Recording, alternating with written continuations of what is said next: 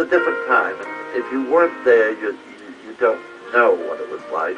And looking back, I'm sure the memory is better than the time itself. Medicine wasn't as good as it was. Transportation wasn't as good as it was. There were no refrigerators, so women had to shop for meat every day. And little things like that we tend to overlook. And so when we think of Ocean Beach, it was a time that we were all having a good time. And among the pleasant thoughts we have, it was going with your aunts, your uncles. It was usually a family event.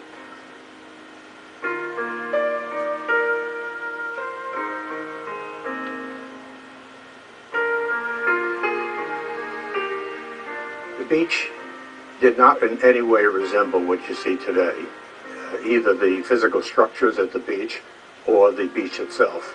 The beach was about 50 or 60 feet from the shoreline to what was then the boardwalk.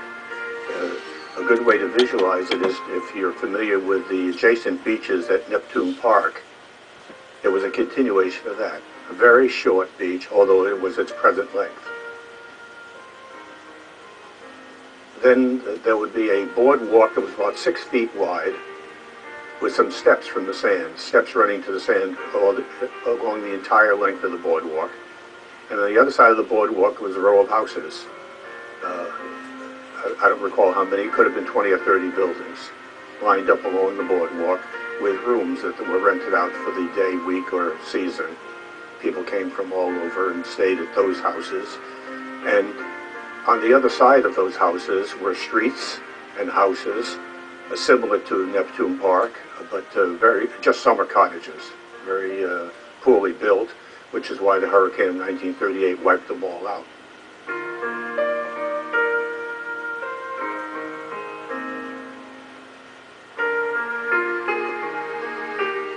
The pier extended from the boardwalk out over the water a couple hundred feet. And actually one can tell where it was because it was over a little outcropping of rocks which still exist in the New Beach area at the left-hand side of the beach. Part of it was covered, boats tied up to it. There were excursion boats. It would be a speedboat to take people on a 10-minute ride around the harbor for I'm not sure how much. And then there was a little, what would look like a ferry boat that would be a tour boat of the harbor area. A few yards away from the pier was what we called the big raft. There were two rafts, a big raft and a little raft. And I'm not sure they had other names. Next to the big raft was a tower which was called the Dolphin. The Dolphin was probably about 20 feet high and it was a diving platform. It was a two-tier. First for those that didn't want to go too high to dive off, and then you had the high one. And then you had a raft there too. But after the hurricane, we couldn't wait to get down here to see if the Dolphin was still out there, but of course it was gone.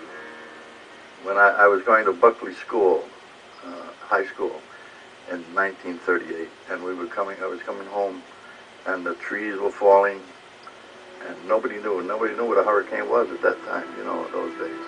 We weren't warned or anything, and it devastated the whole town.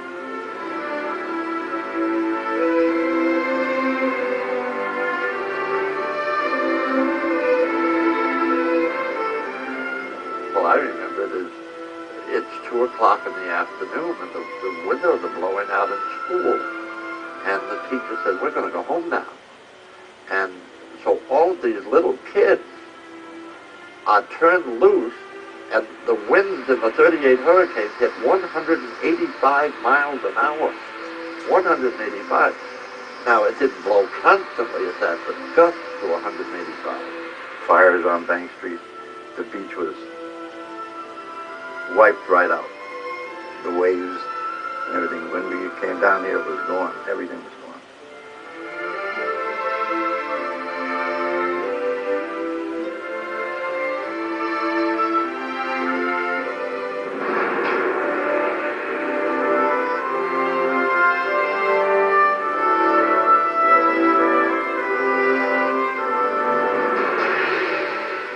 There were a lot of things that, as we look today, we think of the 38 hurricane. Well, why was it so difficult? Well, it was a different era. It was before the war. It was before power tools. It was before refrigeration in most towns. There were no cars, and so the 38th hurricane was crippling. It was devastating beyond imagination to people who were not there.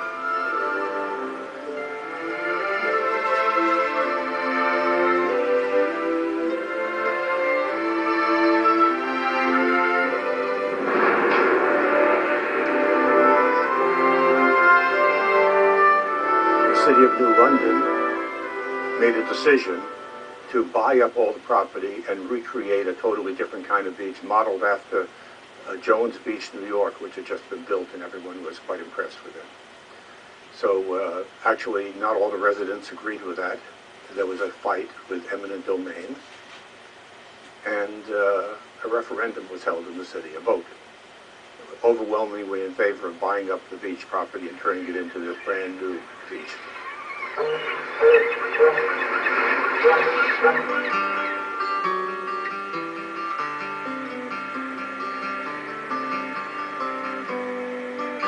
Reconstruction proceedings were delegated, and so began steps toward what would become one of New England's most successful family attractions ever. The city formed a council of board members to oversee the proceedings and allocated funds necessary to finish this project to its completion.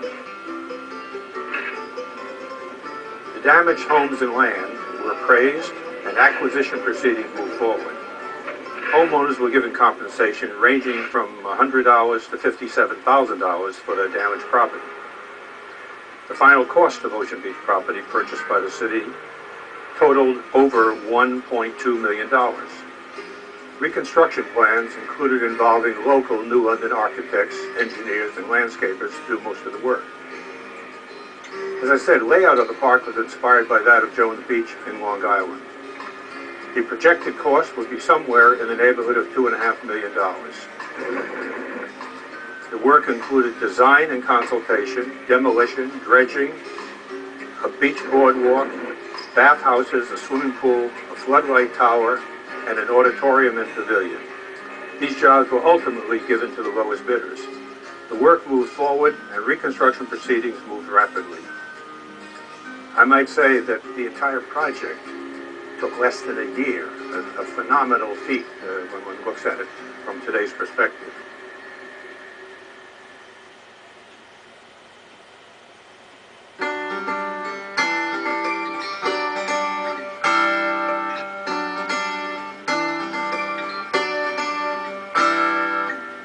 The beach reopened in 1940 for the season, and there was a lot of ceremony.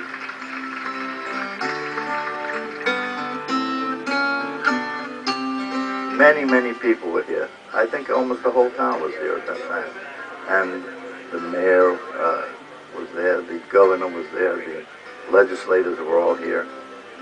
Anybody, everybody was there.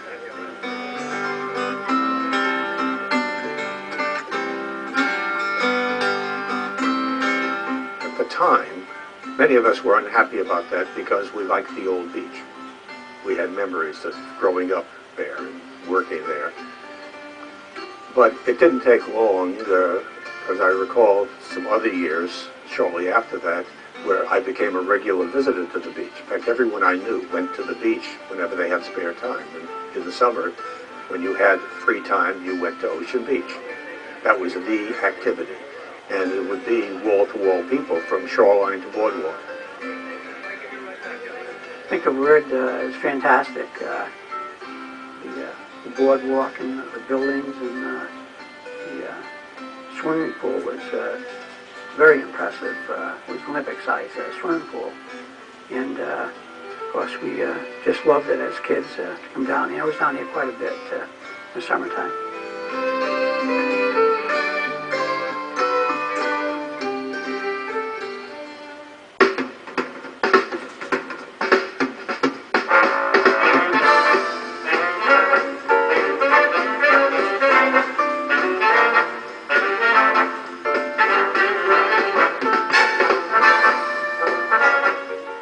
For me, waking up in the morning was getting ready to go to Ocean Beach, which meant washing your hair, setting it in curlers, wrapping it in the band, and going down, catching a bus to go down to Ocean Beach.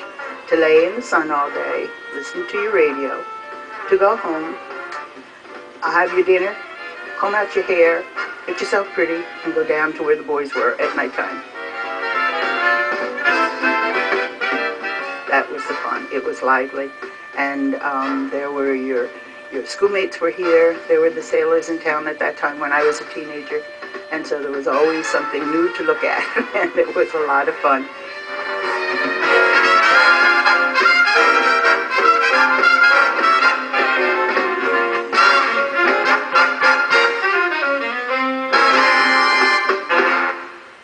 Water follies were held every Saturday night in the pool, and it was usually very well attended, and there was probably 8 or 10 of us involved in it. Nobody really knew what they were going to do. It was all spur of the moment stuff.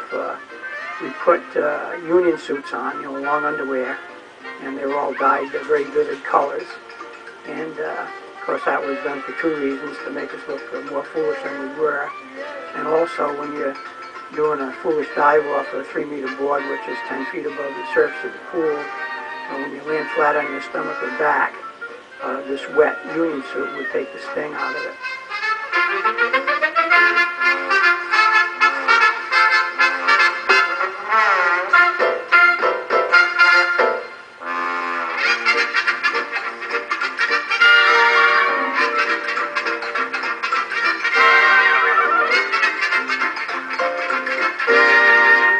We generally followed the Ocean Beach Water Follies, which was a group of girls who did a fantastic job doing a ballet in the pool. They were very well received also. So that was a lot of fun, and really missed that portion of being a lifeguard.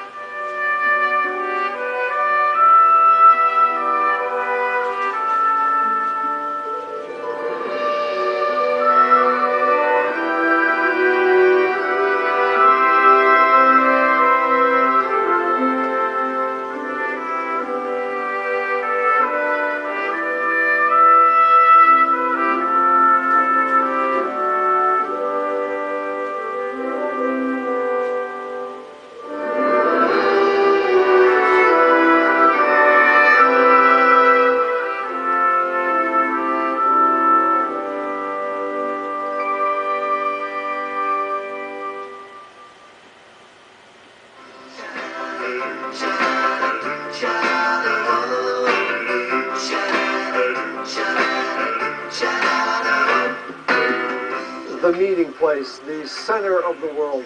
Any kid who spent a lot of time here, who loved diving boards and loved jumping off of things, loved that pool and loved the high diving boards.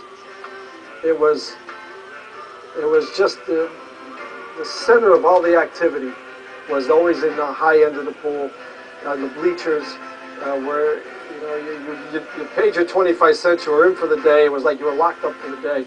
You're in.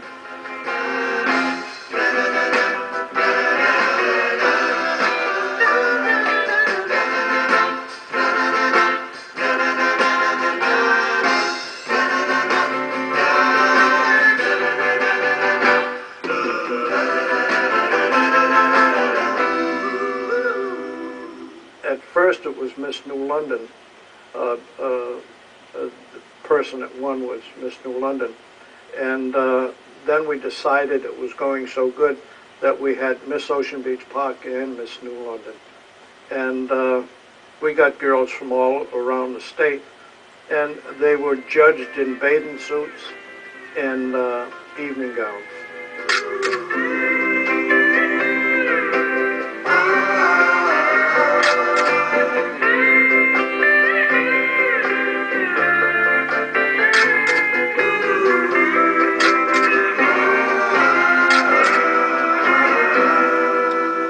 My father started here when he was 12 years old. He used to rent the bicycles, and he worked for the Rakowski family with a carousel. And his dream was that he'd own his own carousel. And in the 40s, I think my mom and dad in the 40s, 1946, purchased the merry-go-round from Ed Carroll, which was the man that owned Riverside Park in Agawam. We had jumping horses, we had horses that stood still, and they were all hand-carved the music and watching it, just watching the Vescovi's operated and the big brake handle he had, and listening to the drums and the calliope thing he had inside of there, and watching, and you'd measure the horses going up and down. Let's see, did the horse go up when it came by the rings, or did it go down, or did you get the right horse or not? And just the beautiful horses. I mean, when you sat on there and you had a hold of the metal pipe, I mean, you almost found yourself stroking the wood and feeling on the ridges the beautiful workmanship, which when you're a kid you don't think about, but later on you see, boy, that was really special.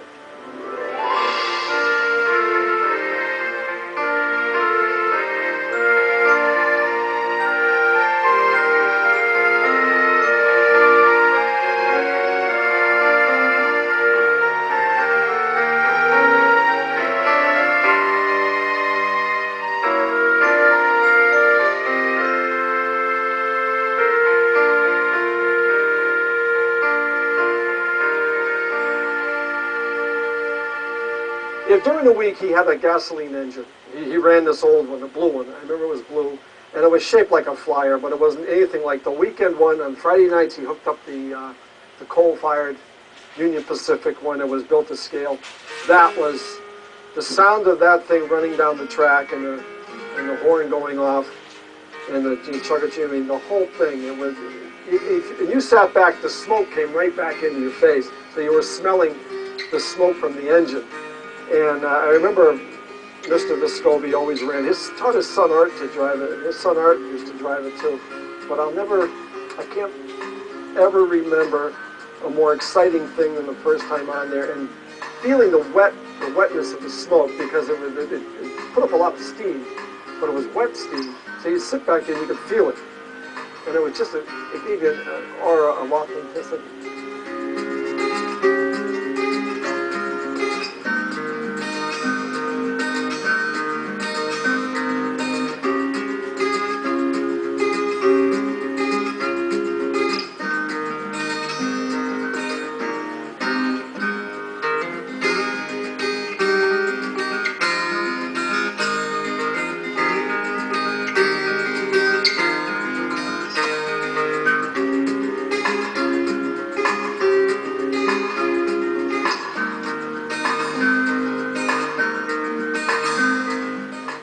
Right across the street, right outside the main gate, and you hear the train on the weekends, and so the noise, and that wasn't noise to us, it was the park, became part of the fabric of our life. When you heard it in the evening, you knew it was going on. It just never affected anything in the house. No one ever complained about noise. It was the park.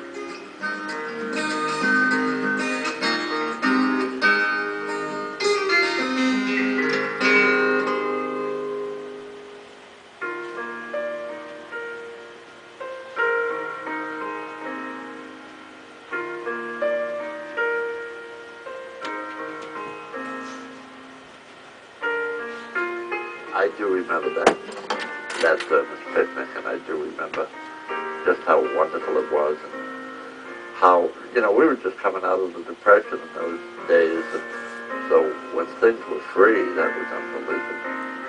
I mean, as many ice cream cones as you wanted, as much soda as you wanted, and I'm sure there were a lot of sick kids after that, but that's the most memorable day at Ocean Beach, when everything was free, and you knew everybody on the beach. It was like a Norwich beach for a day, that's what it was.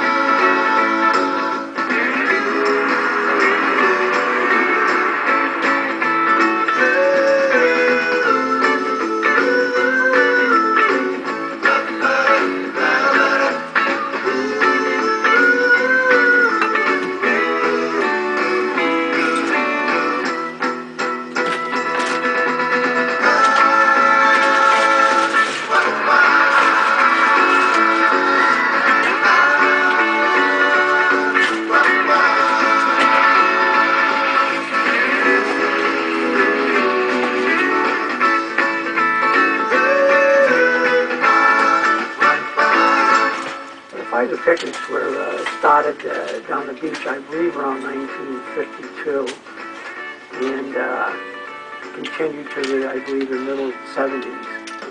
And it was a great time. They always had lots of food and lots of games and lots of things to do. Typical games were three-legged races, wheelbarrow races, egg tosses, rolling pin tosses, and which some of the women were pretty good at. And they also had fly casting contests, which were a lot of fun.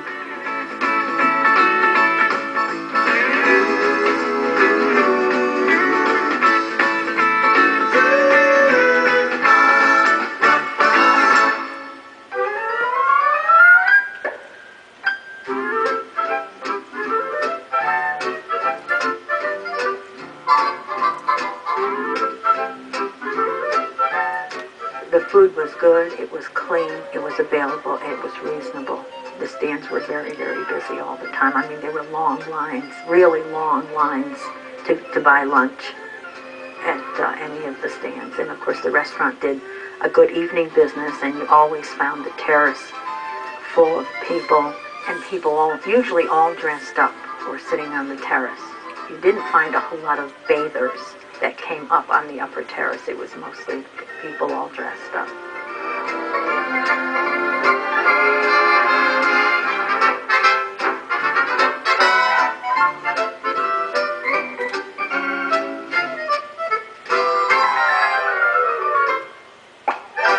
The big thing was Fifey and Mondo's, which was downstairs where the pub, it was all part of the pub. That cafeteria went all the way across.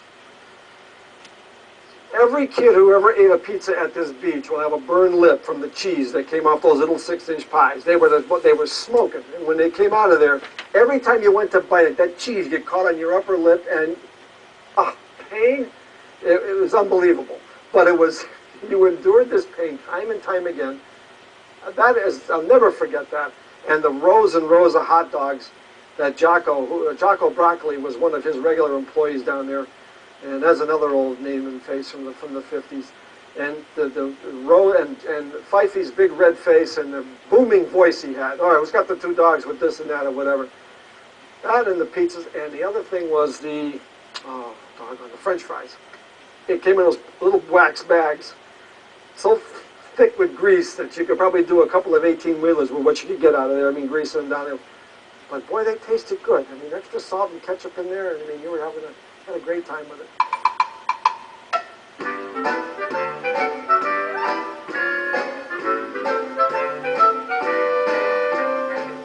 The ones with they marched with the gun on their shoulder and the helmet. Those chimpanzees, I tell you, you're watching them, and we would go down with the trainer sometimes in between shows, and they're like humans. They do things and all like that.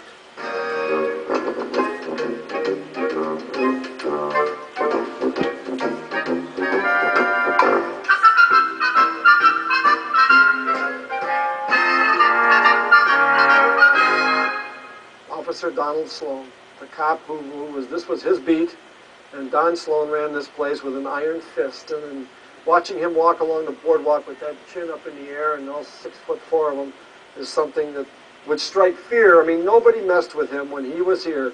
He was the king. I mean, he would get involved in everything, and a lot of times nothing would happen because Donald Sloan was here.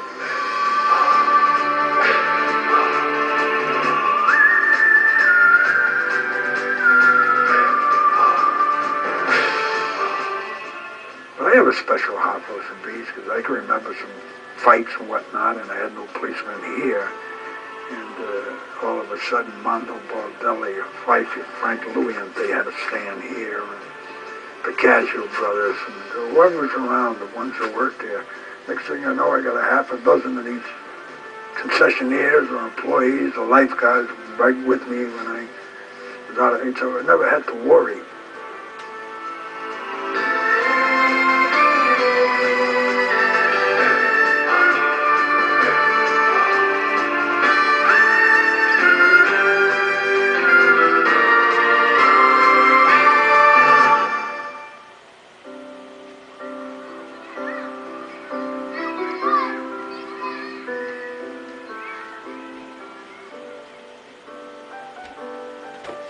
Aha, the clock tower. It was the focal point of Ocean Beach, in view from wherever you were at the beach.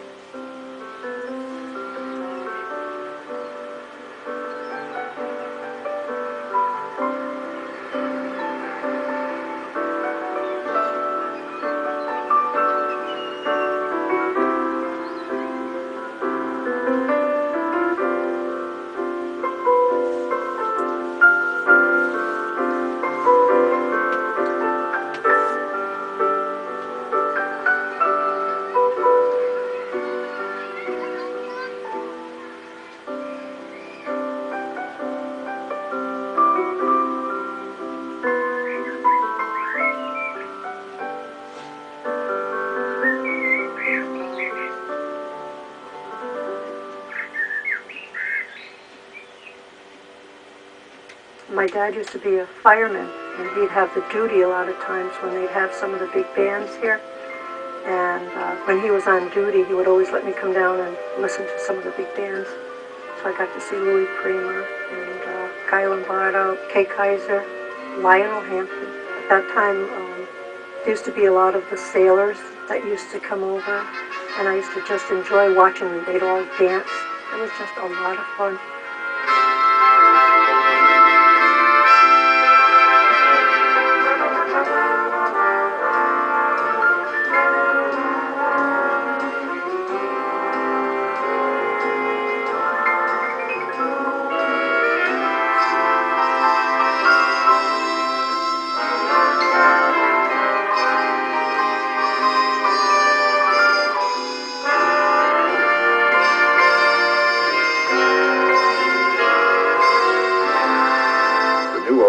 After the 38 hurricane was built to accommodate the big bands.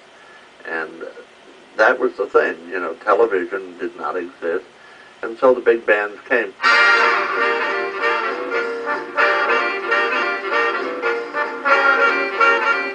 And there were all kinds. There were those that you danced to, like Glenn Miller, and of course Glenn Miller was dead by then, so Ted Beneke carried the Glenn Miller band to Ocean Beach. But the big bands, Duke Ellington, Count Basie, they all played here.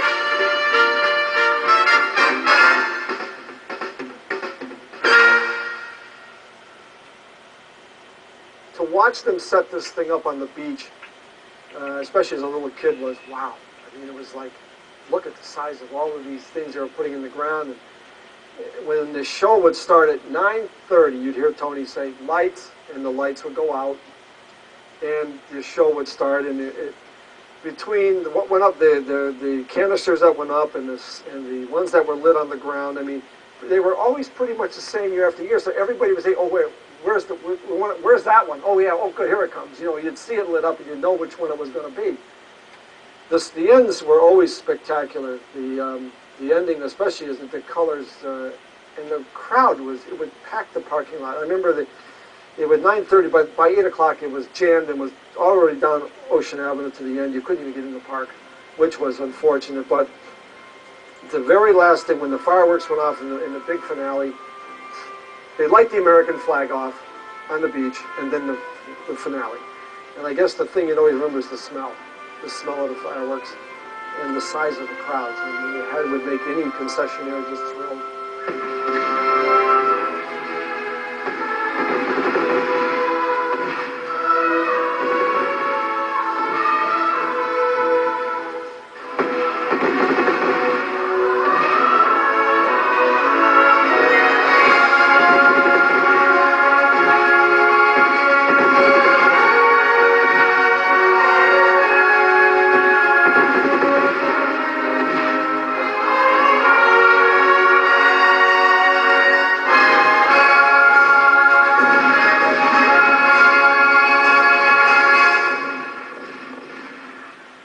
One day that always stood out extra special in my memory at Ocean Beach was Labor Day. Even though I enjoyed and loved the bustle and the busy and all the people here enjoying this beautiful place all summer long, on Labor Day, everybody went home. And it was peaceful, it was quiet, it was clean, and the water was just glistening. I would come down to the beach, and it was all mine. And it was usually one day I look forward to every year was the beautiful quietness of Labor Day afternoon when the beach was mine.